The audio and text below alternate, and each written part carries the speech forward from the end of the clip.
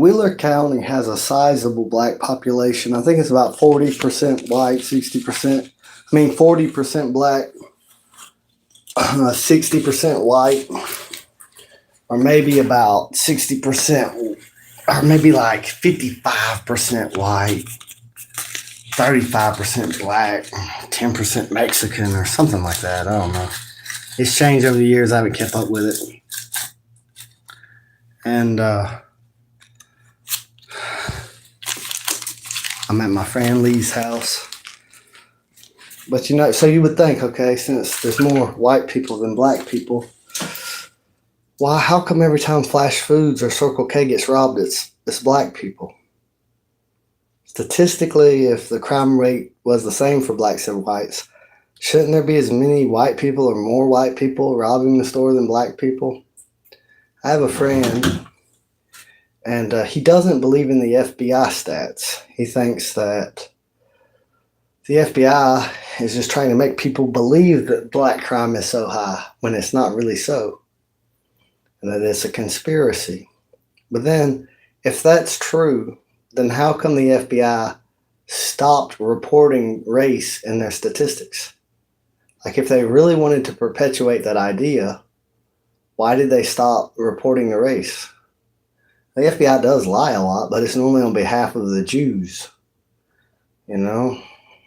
So, or the government. So for a minute, I give them the benefit of the doubt. I didn't believe it, but I said maybe because the FBI lies a bunch.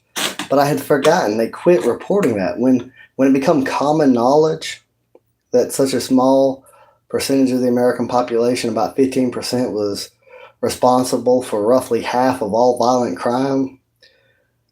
They tried to silence that information. They began to censor and ban people on social media saying it was racist just to share the facts and the data. And now the FBI has stopped reporting race. And so I think that it's a myth that the FBI was just trying to be involved in some kind of conspiracy and try to make white people think black people are committing more crime than they are. Because if they wanted to really do that, they wouldn't have stopped reporting race in their statistics. So I just thought about that. They probably really, and black women abort 48% of their pregnancies.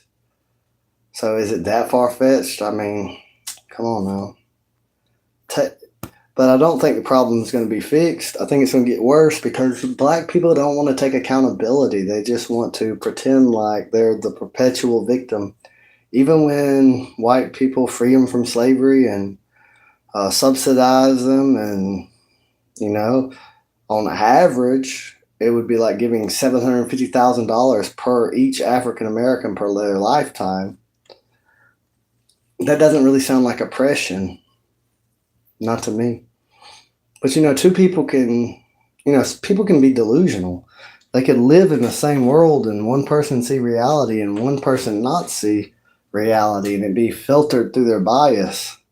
The bias that everyone's out to get you, and when it's not really the case. And then, a lot of people who do not live anywhere near black people, they want to get really mad and judge white people who just simply state observations and recognize patterns. And they want to say, oh, that's bad, you're stereotyping, that's racist, But you know what? I think that they've been being judged by the content of their character the whole time. And I know black people who have very good character, that are very good people, very, very, very good people.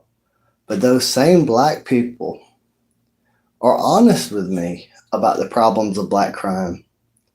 There's a lot of black people that get mad about police saying they're racially profiling them.